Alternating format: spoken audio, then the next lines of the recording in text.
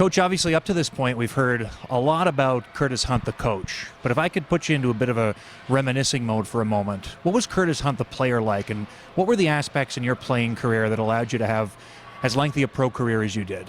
Well, Curtis Hunt the coach, I've been fired for being loyal, and maybe that summarizes how I was as a player. I was a penalty killer, I guess, stay-at-home defensive defenseman. If I had to fight for a teammate, I would do that. The Salt Lake Golden Eagles, Paul Cruz, and Milwaukee Admirals, Curtis Hunt. The gloves are down, the sticks are down. Paul Cruz and Curtis Hunt out in front of netminder Steve Weeks.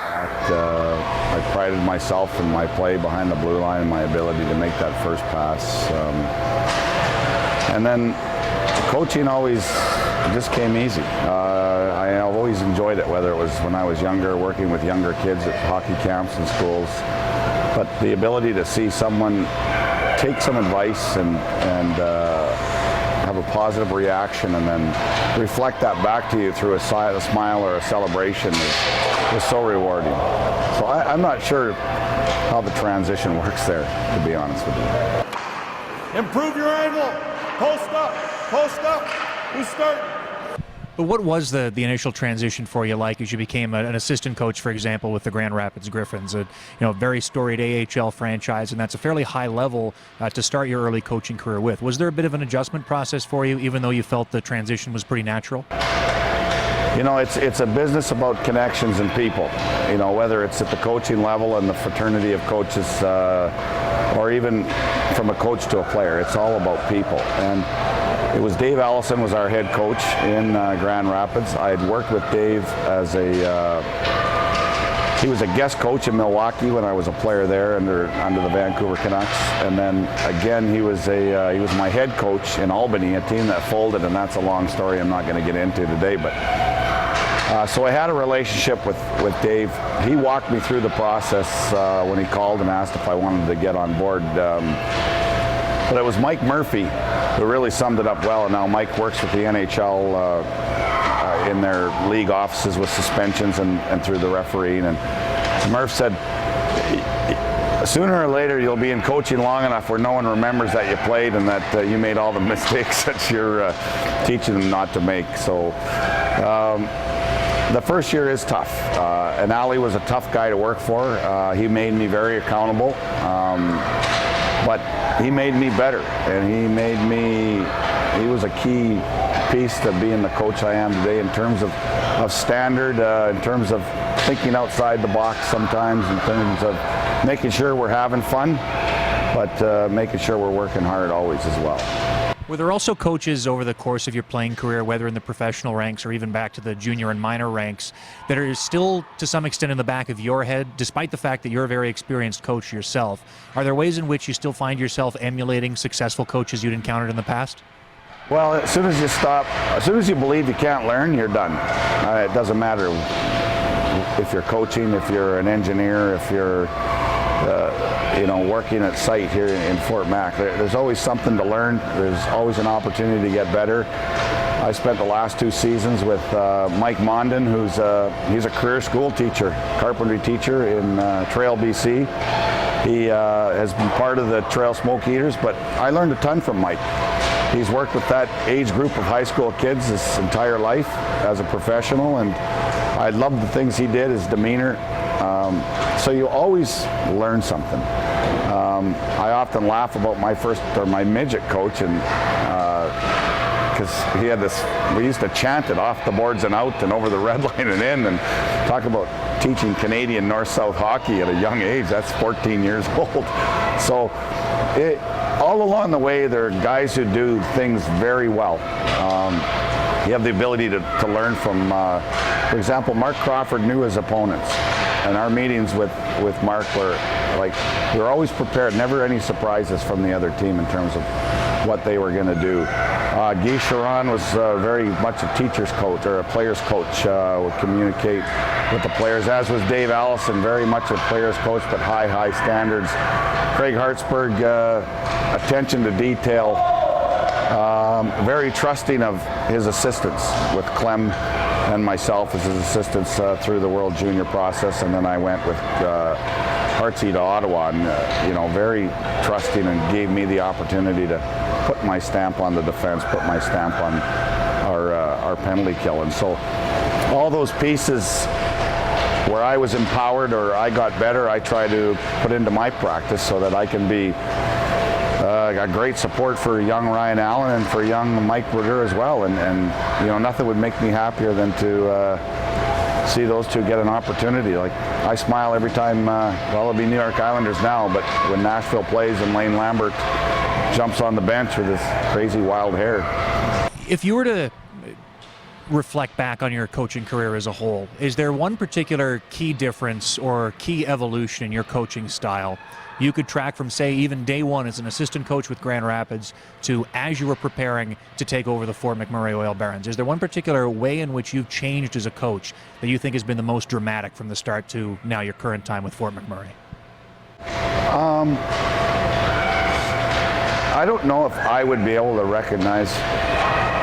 That might be a great question for my wife, because she would have seen the changes in me, and it's like I said, I'm always prepared. I've always been open enough to learn, or humble enough to watch and listen. So is there a defining moment that changes you? No, I don't think so. I've made mistakes along the way. Certainly try not to duplicate those too many times, but and I've done some things that were very, very successful and that I'm very proud of, and things that people wouldn't recognize as being, anything to marvel over. But again, it's all about people. So, the most important thing as I enter this position is to understand that the kids are always the same age. It's just us that get older around them. And we need to evolve with their culture, understand how they communicate, and we need to break into that realm and communicate at their level so that we can get our message to them in the most efficient fashion. You mentioned there that your wife might have the best perspective on all of this. How important for a coach such as yourself, who's made many stops in many places across North America and gone overseas to coach, how important has that family support structure been to you, and how vital is your family in the continuing development of yourself as a hockey coach? Well, they're everything. Like, if there's any group of people that is affected more than my success or failure, it's that group, and the highs and lows. And she could probably answer this as, do you bring it home at night? I've always tried not to, but it's a 24-hour job, and it always is. You're responsible for the lives of all these kids while they're here. Their parents entrust you to make sure they're doing the right things at school, make sure they're getting an opportunity to have success at the rink, growing as individuals, and that might even be more important than even the hockey component of this. But if you don't, it's hard to do this if you don't have support. And modern technology makes that a whole lot easier than when we first met, because I lived in Newfoundland as a player and she was in Burnaby, BC as a nurse, and so we've stretched the envelope in terms of long-distance relationship, and then of course the multiple moves we've had throughout our marriage with our kids. But what I find now is, it's like anything. If you have trust, communication, and integrity, honesty, all those wonderful words, in my relationship, certainly I always have a safe place to go when it feels like the world's falling down around us. That's for sure. As you now make this latest step in your career to Fort McMurray, obviously plenty of people come to here with preconceived notions of what this place is going to be like. Now that you've had an opportunity to settle in not just to the hockey side, but also to the community side, and being a day in, day out resident of Fort McMurray, is there anything that's taken you by surprise, or things that have been pleasant surprises to yourself starting to create yourself as a Fort McMurray citizen as well, away from the rink, not just within the rink itself? No, and the reason I say no is I've always tried to live like a tourist, and it didn't matter where we lived, whether it was Houston or I mentioned St. John's, Golden, BC. We've always tried to take advantage of everything that community has. Now that I'm on my own, the first month has been 16, 17, 18-hour days, just getting your head around the job, getting things organized, understanding how the people around me work, so I can be most efficient to support them in their roles, but also for them to understand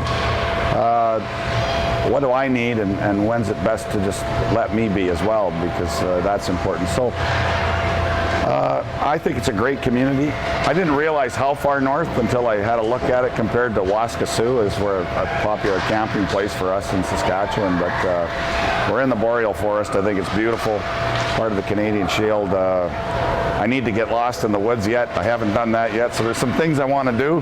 Apparently there was a bear at the course. I wanted to go see him, but I didn't get down there either. But I got a list of things I need to do while I'm here, and get acclimated, and I want to get on that river and see what it has to offer as well. So.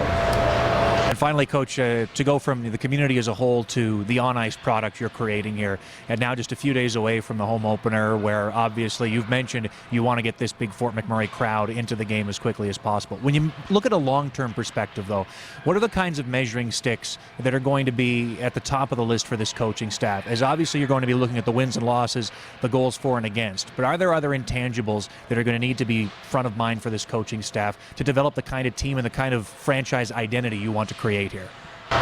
Well,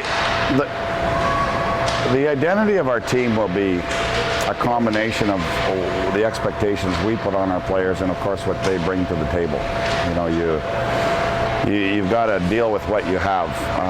Where we finish, I believe, will be a lot different than from where we start. That being said, the group that we have now, and there was, I believe, a little bit of a gap between Gord moving on and me coming in, where we've chased it a little bit up to this point. But that being said, as I mentioned, the group we're starting with is a group that's committed themselves to learn the game as I see it, has committed themselves to fall in line with the different.